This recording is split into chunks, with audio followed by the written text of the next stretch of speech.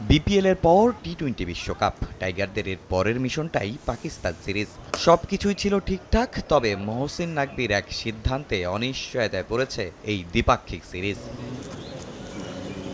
আগামী বছরের মার্চ এপ্রিলে বাংলাদেশ সফরে আসার কথা ছিল পাকিস্তান দলের। খেলবে পূর্ণাঙ্গ সিরিজ। সফরে আছে 2টি টেস্ট, 3টি ওয়ানডে এবং 3টি টি-20। সব সংস্করণ মিলিয়ে এটা ছিল টাইগারদের জন্য গুরুত্বপূর্ণ সিরিজ।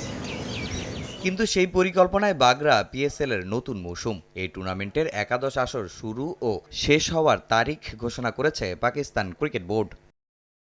পাকিস্তান সুপার লিগের নতুন মৌসুমের উদ্বোধন হবে আগামী ২৬ মার্চ, ফাইনাল হবে ৩ মে। তবে এই টুর্নামেন্ট বাংলাদেশ সফরের নির্ধারিত উইন্ডোর প্রায় পুরোটা জুড়েই চলবে।